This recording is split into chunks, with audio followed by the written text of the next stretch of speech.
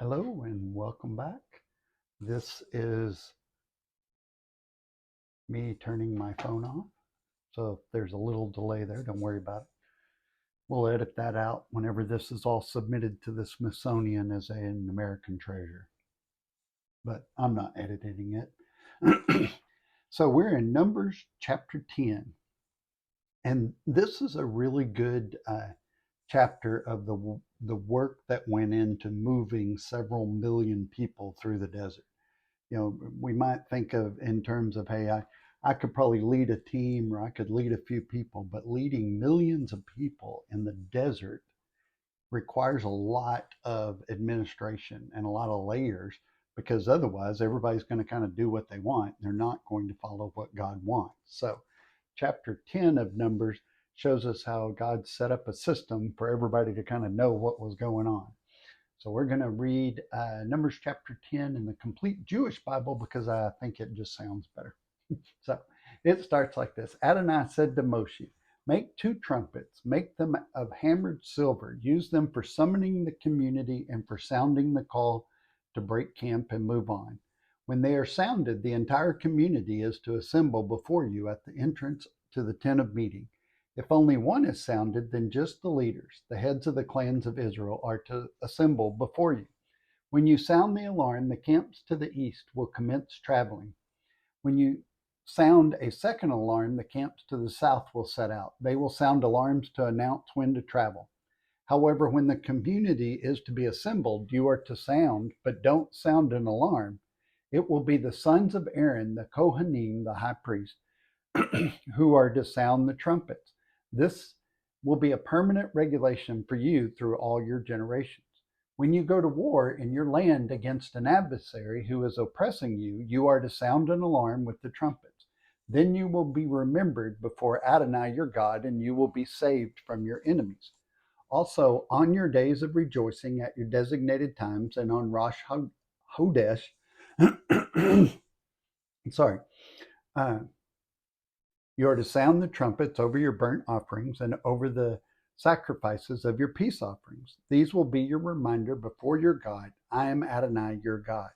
On the 20th day of the second month of the second year, the cloud was taken up over the tabernacle of the testimony, and the people of Israel moved out in stages from the Sinai desert. The cloud stopped in the Paran desert. So they set out on their first journey in keeping with Adonai's order through Moshe. In the lead was the banner of the camp of the descendants of Judah, whose companies moved forward. Over his company was Nashon, the son of Amminadab.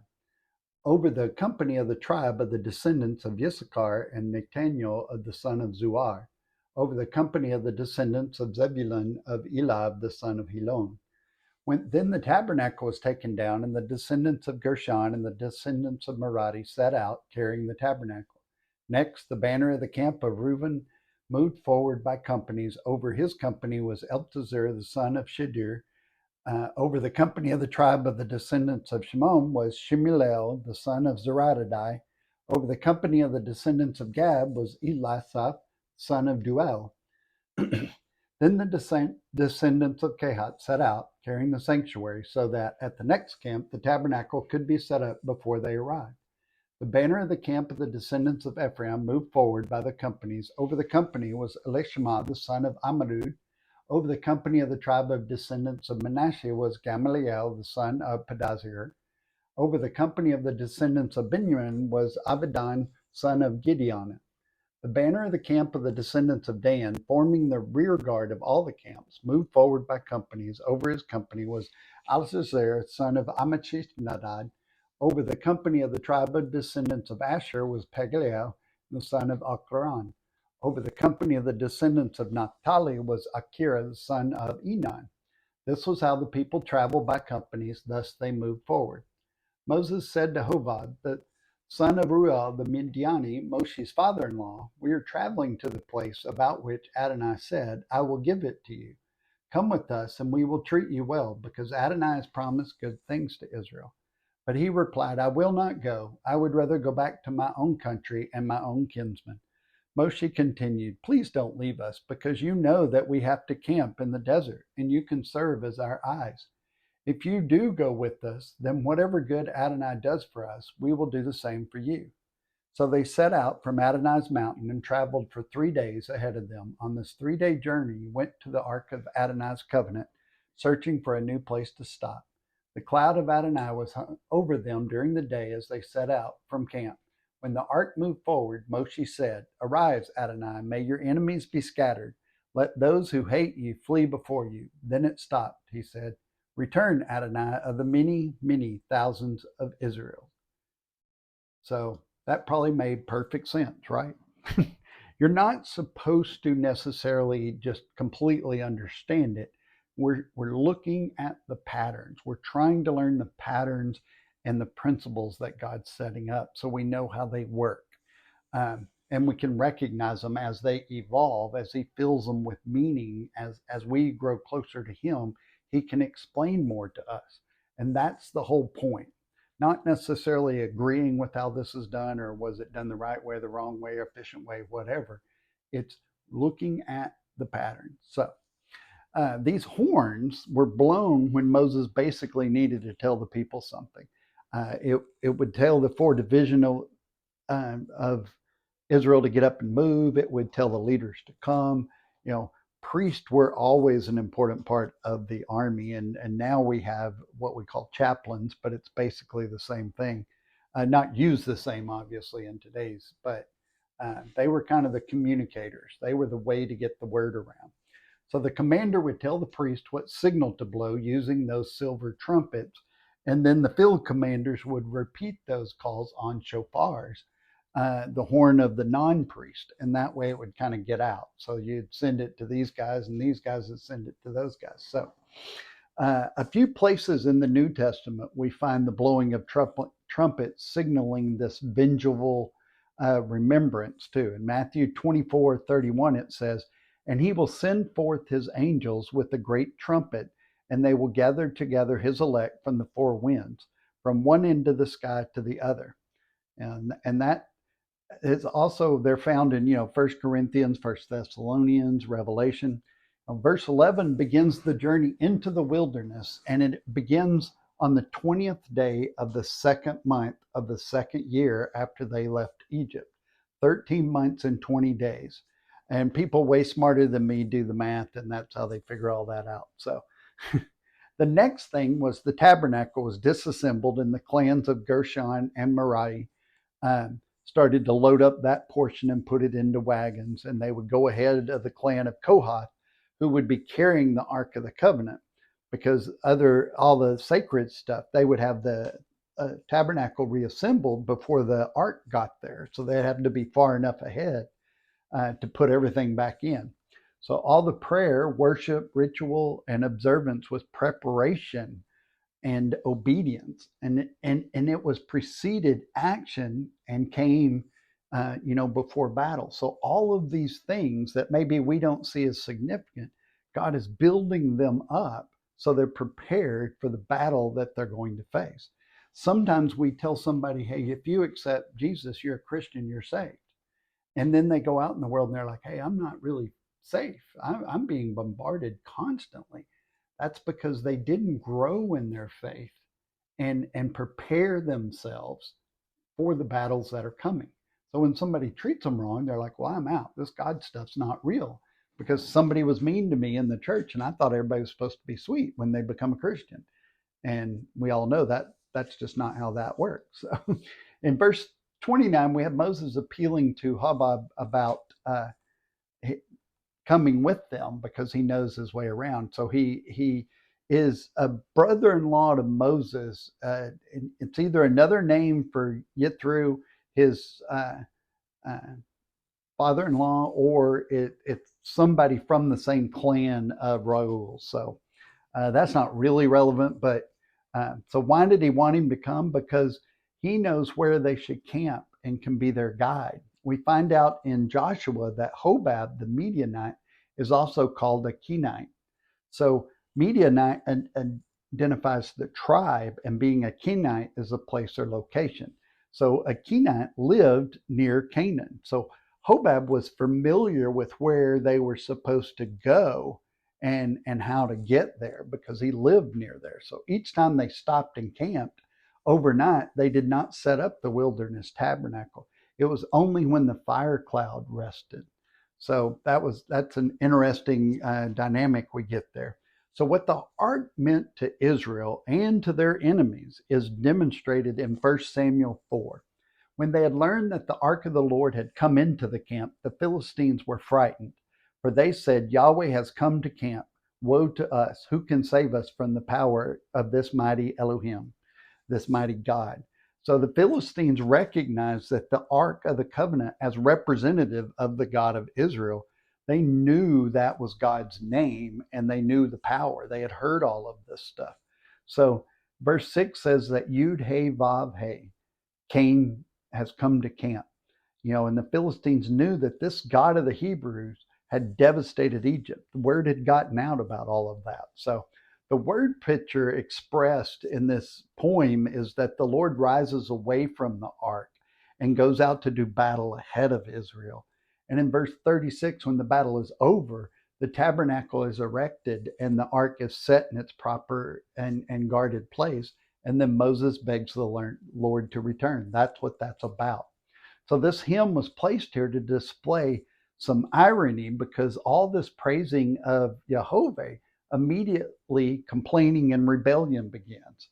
So it's like right now they're like, oh, we love God, we're totally obedient, and then all of a sudden they start rebelling and get mad about things. And we're all like that. We're comfortable, we're happy, and then when that's affected, we're like, oh, I'm out. I don't want to do this anymore. Paul referred to, Numbers 11 begins a section of Torah 2 that's about 38 years of Israel wandering the desert in the wilderness. And then the next several chapters have complaining, lack of faith, rebellion. They record the severe punishments that Jehovah responded with for these outrages against him. And that's another reason why we're going to read it, because we need to know what's at stake here.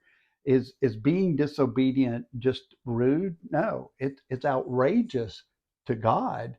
And sometimes the punishment for it is severe. And we need to know that. Paul referred to Numbers, particularly when he was writing and speaking to the Corinthians in 1 Corinthians 10, 1 through 12 says this: I don't want you to forget, dear brothers and sisters, about our ancestors in the wilderness long ago. All of them were guided by a cloud that moved ahead of them, and all of them walked through the seas on dry ground. In the cloud and in the sea, all of them were baptized as followers of Moses. All of them ate the same spiritual food, and all of them drank the same spiritual water. For they drank from the spiritual rock that traveled with them, and that rock was Christ. Yet God was not pleased with most of them, and their bodies were scattered in the wilderness. He's basically saying disobedience, we know how that works. We know where that goes, and we shouldn't fall into that. And pay attention to what you're doing. Disobedience, even with redemption accomplished, does not protect a believer against divine punishment. Paul writes in Romans 15, the foundation of all of his teachings, whatever was written in the former days was written for our instruction. There's a reason we're supposed to know it. So my point is, Yeshua, Jesus the Christ, the Messiah, is still the only way to God, to heaven. That's salvation. I'm talking about how you live after you're redeemed, which is what these people were. Once they were redeemed out of slavery, as those of us who believe in Jesus Christ are, how should we live? That's what he's talking about. Paul's point is, if God dealt severely with his set apart and chosen people, Israel, why would you think he will not deal severely with his set apart and chosen people in union with Messiah Yeshua? Why would he treat us better than his original set apart holy people for being disobedient? The first verses of 1 Corinthians 10 set up the parallel situation. Those in the wilderness were immersed in Moses. In other words, they were all redeemed. They were all under God's covenant, the same one we're under. And they all received the same Spirit. They were all filled up with the living water of the rock, just like us. Then Paul throws in this reminder, Despite their redemption and personal relationship with God, many of them did not survive when God left their rebellious bodies across the desert. I mean, that is such a powerful statement when you think about yourself. Despite our redemption, our personal relationship with God, many of us will not survive, and God will leave us, our rebellious bodies, across the desert. So 1 Corinthians 10:11 says, these things were written down as a warning to us. Why else should we study it? To be warned, because something's coming. We got to pay attention. So what we are protected from is the wages of sin, spiritual death, and the curse of the law, also spiritual death. Two phrases meaning the same thing. To be immune from God's justice is nowhere in the New Testament and any more than the Old Testament. There's not a thing about being immune from God's justice. Numbers set down the foundational principles that guided Paul in his life and are reflected in his epistles. When we see the first thing Israel does is to rebel, even Moses becomes a grumbler. They're just humans. In essence, just as the seven churches of Revelation are real and types, so do the rebellions present us with the pattern that we can expect to occur within the church. Think of individual believers. That's what we do. We complain, we grumble, we think God's too tough, the church is too tough, the church is too lenient, God's too lenient, we judge. And we all, as humans, want a different way. We want to adjust it to our benefit. But we need to remember that God created it for his benefit, not ours. So our comfort is not something that the Word of God focuses on. It's our obedience. Let's think on that, pray on that. No guilt. Don't beat yourself up about the past. Look forward, shine forth, and love God, love people, and change the world.